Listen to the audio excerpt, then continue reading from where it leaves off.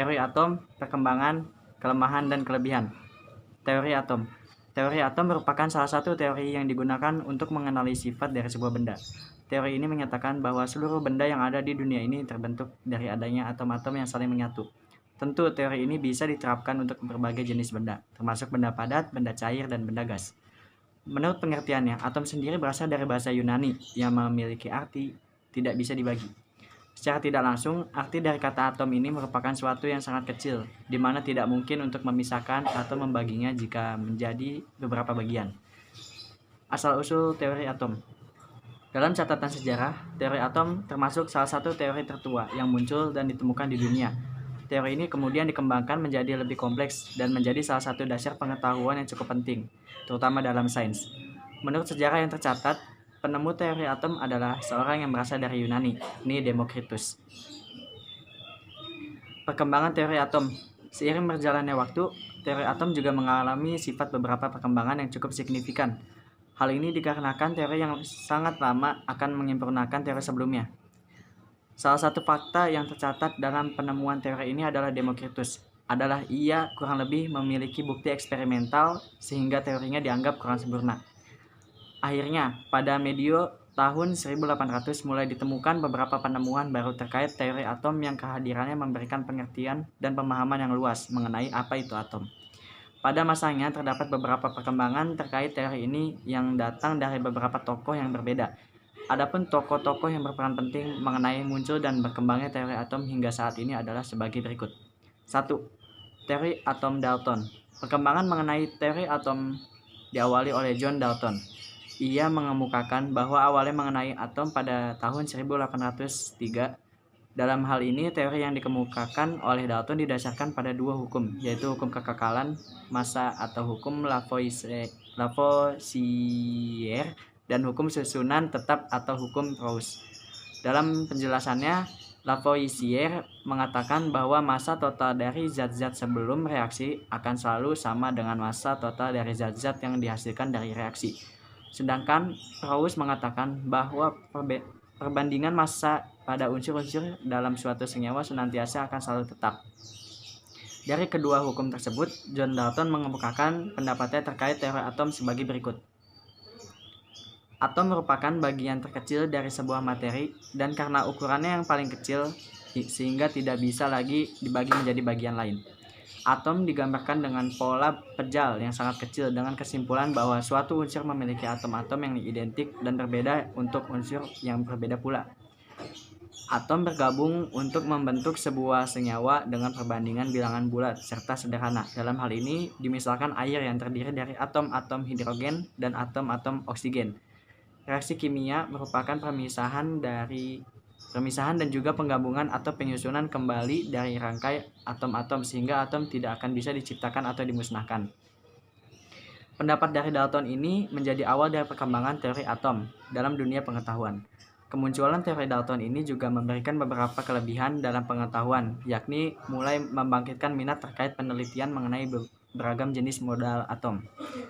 Akan tetapi, teori atom yang dikemukakan oleh Dalton masih memiliki beberapa kelemahan. Adapun beberapa kelemahan dari teori Dalton adalah sebagai berikut. Tidak dapat menjelaskan bagaimana cara atom tersebut saling berkaitan. Tidak dapat menjelaskan hubungan antara larutan senyawa dengan daya hantar sebuah arus listrik karena atom merupakan bagian terkecil unsur atau benda yang tidak bisa dibagi lagi. Tidak dapat menjelaskan sifat listrik materi. Tidak bisa menjelaskan perbedaan antara atom unsur yang satu dengan atom unsur lainnya. Teori atom Thomson. Tahapan perkembangan teori atom selanjutnya adalah teori yang dikemukakan oleh Thomson.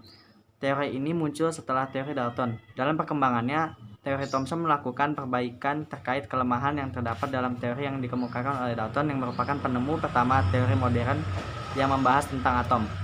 Dalam hal ini, perbaikan terkait teori atom yang dikemukakan oleh Dalton adalah dengan penemuan elektron oleh Thomson pada tahun 1897.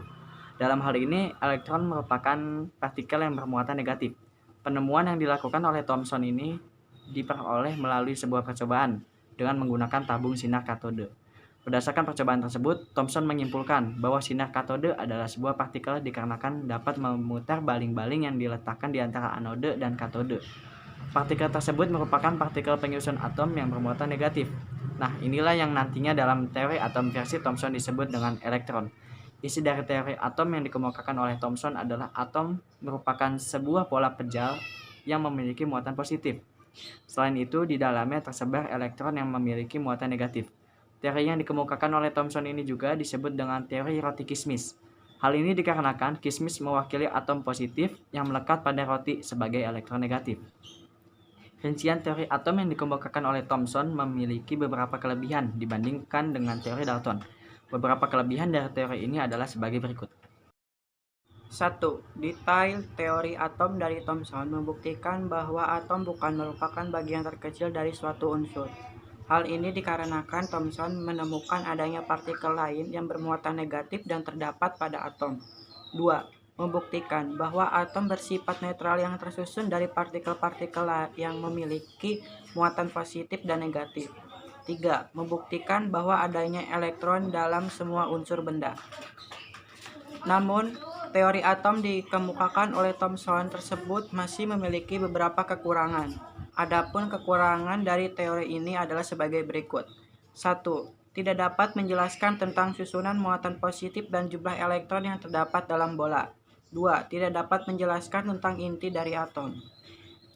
3. Teori atom Rutherford. Perkembangan selanjutnya terkait teori atom adalah teori yang dikemukakan oleh Rutherford. Teori ini didasarkan pada eksperimen dengan melakukan penembakan partikel alfa terhadap lempeng emas. Eksperimen tersebut kemudian dikenal dengan eksperimen Geiger-Marsden. Nama dari eksperimen tersebut merupakan murid dari Rutherford. Pada waktu itu, ia bersama kedua muridnya tersebut melakukan percobaan dengan menembakkan partikel atau sinar alfa terhadap tipis emas. Partikel alfa sendiri merupakan partikel yang memiliki muatan positif, bergerak lurus, serta memiliki daya tembus yang besar. Dari percobaan yang dilakukan tersebut, sinar alfa yang dibelokkan, dipantulkan, dan diteruskan. Percobaan yang dilakukan tersebut sebenarnya ditunjukkan untuk membuktikan kebenaran dari teori atom Thomson, di mana atom merupakan sebuah bola pejal yang bermuatan positif dan jika dikenai partikel alfa akan dipantulkan atau dibelokkan. Hasil yang didapatkan dari percobaan tersebut kemudian dikembangkan menjadi sebuah hipotesis teori atom Rutherford yang menyatakan beberapa hal, diantaranya adalah sebagai berikut. 1. Elektron yang memiliki muatan negatif bergerak mengelilingi inti atom yang bermuatan positif dengan kecepatan yang sangat tinggi. 2. Atom memiliki inti atom yang bermuatan positif dan menjadi pusat massa atom. 3. Penyebaran partikel alfa tidak dipengaruhi oleh adanya awan elektron. 4. Sebagian besar dari atom merupakan permukaan yang kosong atau hampa. 5. Sebagian kecil dari partikel alfa yang lewat akan dibelokkan dan sedikit sekali yang dipantulkan, sedangkan sebagian besar lainnya tidak mengalami hambatan. Pada tahun 1922, berdasarkan eksperimen yang dilakukan sebelumnya, Rutherford menyangkal teori atom yang dikemukakan oleh Thomson. Ia mengatakan bahwa atom memiliki inti yang merupakan pusat massa dan diberikan nama nukleus yang dikelilingi oleh awan elektron yang bermuatan negatif. Pernyataan ini kemudian dinamakan dengan teori atom Rutherford. Dalam perkembangannya, teori ini memiliki beberapa kelebihan, yaitu dapat menggambarkan serta menjelaskan bentuk kelintasan elektron yang mengelilingi inti dari atom sehingga mudah dipahami. Dapat memberikan kesimpulan bahwa atom tersusun dari inti serta elektron yang mengelilingi di mana satu sama lain terpisah oleh ruang hampa. Dapat menjelaskan pergerakan elektron di sekitar atom. Akan tetapi, teori atom yang dikemukakan oleh Rutherford tersebut masih memiliki beberapa kekurangan. Beberapa di antaranya adalah sebagai berikut. 1. Tidak mampu menjelaskan kenapa elektron tidak pernah jatuh ke dalam inti atom sesuai dengan teori fisika klasik. Kedua, tidak mampu menjelaskan terkait spektrum garis pada atom hidrogen. Ketiga, tidak mampu menjelaskan letak dari elektron dan cara rotasinya terkait inti atom. Keempat, Elektron yang bergerak akan memancarkan energi sehingga secara keseluruhan energi atom tidak stabil. 4. Teori atom Bohr. Sekitar tahun 1913, seorang pakar fisika dari Denmark yaitu Bohr melakukan eksperimen yang kemudian 4. Teori atom Bohr. Sekitar tahun 1913, seorang pakar fisika dari Denmark yaitu Bohr melakukan eksperimen yang kemudian dikenal dengan nama spektrum atom hidrogen. Eksperimen yang dilakukan tersebut bertujuan untuk menyempurnakan capaian dalam teori atom Rutherford yang sudah muncul sebelumnya. Eksperimen ini berhasil menggambarkan keadaan elektron. Penjelasan yang diberikan oleh Bohr mengenai atom hidrogen adalah gabungan dari teori klasik yang berasal dari teori atom Rutherford dan teori kuantum yang dijelaskan oleh Planck. Adapun hipotesis dari Bohr terkait hasil eksperimen yang dilakukan adalah sebagai berikut. 1. Elektron dapat berpindah dari orbit satu ke orbit yang lain dengan dasar tingkatan energi. Elektron akan berpindah menuju ke orbit yang memiliki energi lebih tinggi. Jika elektron menyerap energi yang memiliki besaran sama dengan perbedaan energi antara dua orbit yang 1. Elektron dapat berpindah dari orbit satu ke orbit yang lain dengan dasar tingkatan energi. Elektron akan berpindah menuju ke orbit yang lain memiliki energi lebih tinggi jika elektron menyerap energi yang memiliki besaran sama dengan perbedaan energi antara dua orbit yang bersangkutan. 2. Sebaliknya, elektron yang berpindah ke orbit yang memiliki energi lebih rendah akan memancarkan radiasi yang teramati sebagai spektrum garis yang besarnya sama dengan perbedaan energi antara kedua orbit yang bersangkutan. 3. Elektron akan berada dalam keadaan stasioner dan tidak memancarkan energi selama dalam orbitnya. 4. Jika elektron berpindah dan menempati orbit yang lebih tinggi, maka atom dalam molekul berada dalam tingkatan terekstasi. 5. Jika elektron berpindah dan menempati orbit yang lebih rendah, maka atom dan molekul berada dalam tingkat dasar. 6. Elektron memiliki inti atom dan 6. Elektron mengelilingi inti atom dalam orbit tertentu yang berbentuk lingkaran dan disebut dengan kulit energi elektron di mana dinyatakan dalam bentuk notasi KLMN dan seterusnya. 7. Energi yang dimiliki elektron pada masing-masing orbit dapat mempengaruhi besar kecil lingkaran orbit. Dalam hal ini, teori atom Bohr digambarkan seperti sebuah tata surya mini.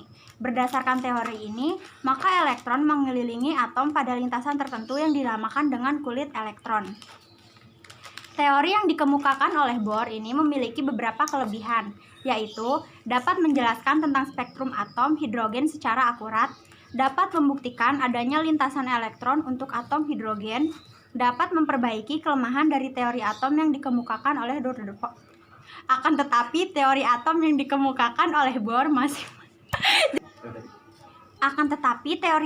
dikemukakan oleh Bohr masih memiliki beberapa kekurangan. Adapun beberapa kekurangan yang dimaksud adalah sebagai berikut. Tidak banyak menjelaskan tentang spektrum warna dari atom yang memiliki banyak elektron atau yang lebih kompleks. Tidak dapat menjelaskan tentang adanya garis halus dalam spektrum hidrogen karena elektron dianggap sebagai partikel. Model atom Bohr memiliki nilai momentum sudut lintasan ground state yang salah.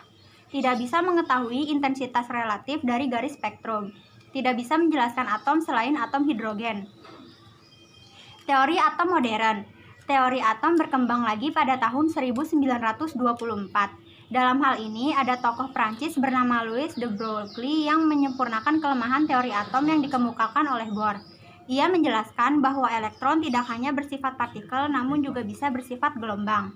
Pendapat ini kemudian dikembangkan oleh Edwin dan Werner dan melahirkan teori atom modern. Teori ini juga disebut dengan nama teori atom mekanika kuantum. Dasar dari teori ini adalah gerakan elektron dalam mengelilingi inti bersifat layaknya sebuah gelombang. Hingga saat ini, teori ini merupakan teori yang paling mutakhir terkait atom.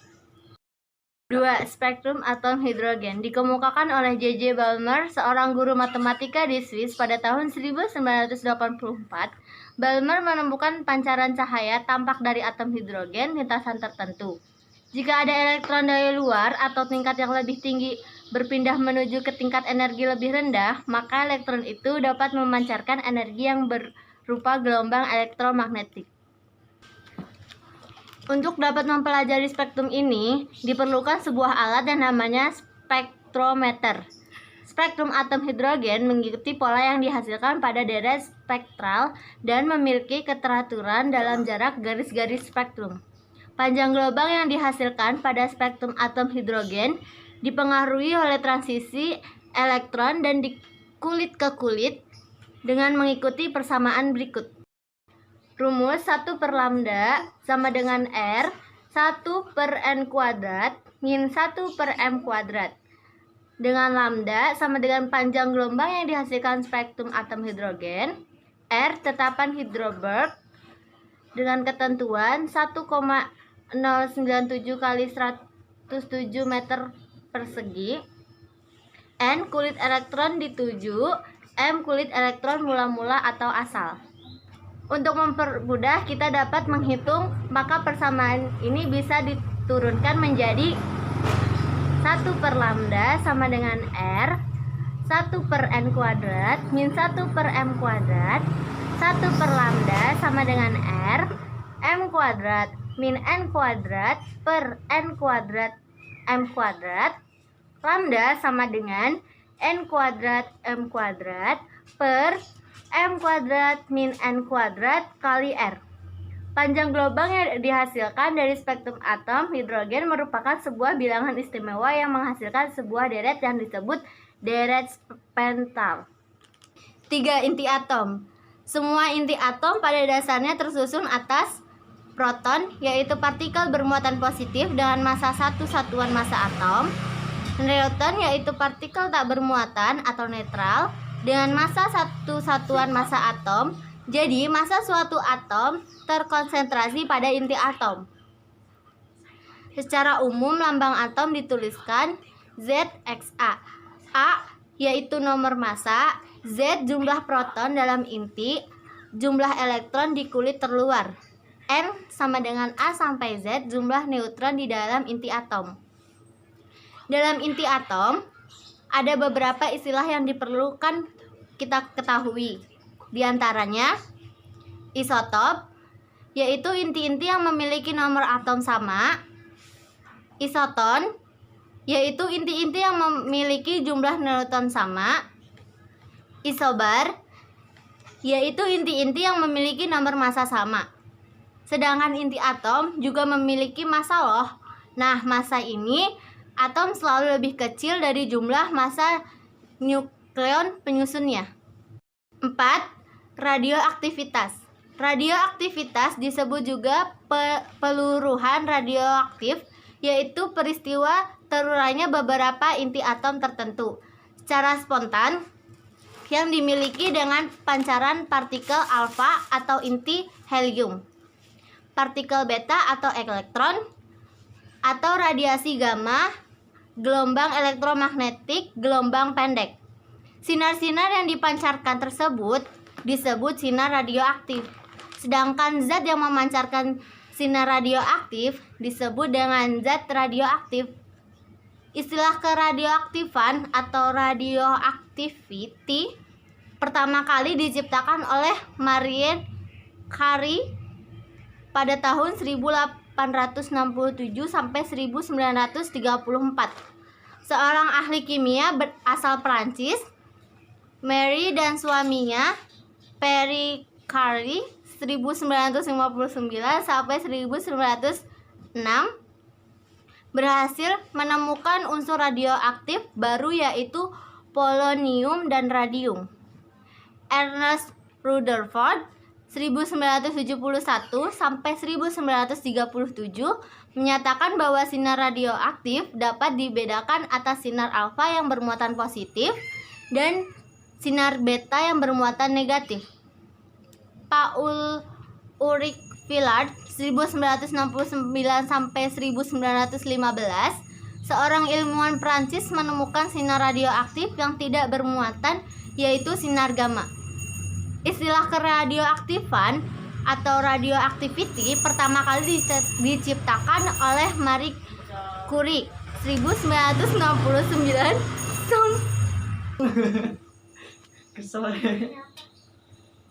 Istilah keradioaktivitas atau radioactivity pertama kali diciptakan oleh Marie Curie 1967 sampai 1934. Seorang ahli kimia asal Prancis, Marie dan suami Pierre Curie 1959 sampai 1906 berhasil menemukan unsur baru, yaitu polonium dan radium. Ernest Rutherford 1971 sampai 1937 menyatakan bahwa sinar radioaktif dapat dibedakan atas sinar alfa yang bermuatan positif dan sinar beta yang bermuatan negatif. Paul Ulrich Villard 1909 sampai 1915, seorang ilmuwan Prancis menemukan sinar radioaktif yang tidak bermuatan, yaitu sinar gamma. Jenis-jenis radioaktivitas. Berdasarkan partikel penyusunnya, sinar radioaktif dibagi menjadi 3. Sinar alfa, sinar beta, dan sinar gamma. Radioaktivitas sinar alfa. Sinar alfa adalah sinar yang dipancarkan oleh unsur radioaktif. Sinar ini ditemukan secara bersamaan dengan penemuan fenomena radioaktivitas, yaitu peluruhan inti atom yang berlangsung secara spontan, tidak terkontrol, dan menghasilkan radiasi. Sinar alfa terdiri atas 2 proton dan 2 neutron. Berikut ini adalah sifat alamiah sinar alfa. Yang pertama, sinar alfa merupakan inti He atau helium. Yang kedua, dapat menghitamkan pelat film, yang berarti tidak memiliki daya ionisasi. Yang ketiga, mempunyai daya tembus paling lemah di antara ketiga sinar radioaktif. Yang keempat, dapat dibelokkan oleh medan listrik maupun medan magnet. Yang kelima, mempunyai jangkauan beberapa sentimeter di udara dan 102 mm di dalam logam. Sinar alfa merupakan jenis radioaktivitas yang memiliki muatan positif. Radioaktivitas sinar beta. Yang pertama, sinar beta merupakan elektron berenergi tinggi yang berasal dari inti atom. Berikut ini beberapa sifat alamiah sinar beta. Mempunyai daya ionisasi yang lebih kecil dari sinar alfa, mempunyai daya tembus yang lebih besar daripada sinar alfa, dapat dibelokkan oleh medan listrik maupun medan magnet. Sinar beta merupakan jenis radioaktivitas yang memiliki muatan negatif. Radioaktivitas sinar gamma. Sinar gamma adalah radiasi gelombang elektromagnetik yang terpancar dari inti atom dengan energi yang sangat tinggi yang tidak memiliki massa maupun muatan. Sinar gamma ikut terpancar ketika sebuah inti memancarkan sinar alfa dan sinar beta. Peluruhan sinar gamma tidak menyebabkan perubahan nomor atom maupun massa atom. Sinar gamma memiliki beberapa sifat alamiah. Yang pertama, sinar gamma tidak memiliki jangkauan maksimal di udara. Semakin jauh dari sumber intensitasnya, makin kecil. Yang kedua, mempunyai daya ionisasi paling lemah. Yang ketiga, mempunyai daya tembus yang terbesar. Yang keempat, tidak membelok dalam medan listrik maupun medan magnet. Reaksi nuklir. Dalam fisika nuklir, sebuah reaksi nuklir adalah sebuah proses di mana 2 nuklir atau partikel nuklir bertubrukan. Untuk memproduksi hasil yang berbeda dari produk awal, pada prinsipnya, sebuah reaksi dapat melibatkan lebih dari 2 partikel yang bertubrukan. Tetapi, kejadian tersebut sangat jarang. Bila partikel-partikel tersebut bertabrakan dan berpisah tanpa berubah, atau mungkin dalam level energi, proses ini disebut tabrakan dan bukan sebuah reaksi. Dikenal 2 reaksi nuklir, yaitu fusi nuklir dan reaksi fisi nuklir. Reaksi fusi nuklir adalah reaksi peluburan 2 atau lebih inti atom menjadi atom baru dan menghasilkan energi. Juga dikenal sebagai reaksi yang bersih. Sedangkan reaksi fisi nuklir adalah reaksi pembelahan inti atom akibat tubrukan inti atom lainnya dan menghasilkan energi dan atom baru yang bermassa lebih kecil, serta radiasi elektromagnetik. Reaksi fusi juga menghasilkan radiasi sinar alfa, beta, dan gamma yang sangat berbahaya bagi manusia. Contoh reaksi fusi nuklir adalah reaksi yang terjadi di hampir semua inti bintang di alam semesta. Senjata bom hidrogen juga memanfaatkan prinsip reaksi fusi tak terkendali. Contoh reaksi fisi adalah ledakan senjata nuklir dan pembangkit listrik tenaga nuklir. Unsur yang sering digunakan dalam reaksi fisi nuklir adalah plutonium dan uranium atau terutama plutonium 239 dan uranium 235. Sedangkan dalam reaksi fusi nuklir adalah litium dan hidrogen, terutama litium 6, deuterium, tritium. Persamaan reaksi nuklir ditulis serupa seperti persamaan dalam reaksi kimia. Setiap isotop ditulis dalam bentuk simbol kimianya dan nomor massa. Partikel neutron dan elektron masing-masing ditulis dalam simbol N dan E. Partikel proton dan protium sebagai inti atom hidrogen ditulis dalam simbol P. Partikel deuterium dan tritium masing-masing ditulis dalam simbol D dan T. Isotop helium-4 disebut juga partikel alfa, bisa ditulis dalam simbol alfa. Jadi bisa juga ditulis 6Li ditambah D sama dengan alfa ditambah alfa, atau 6Li D alfa dikali alfa, atau bentuk yang dipadatkan.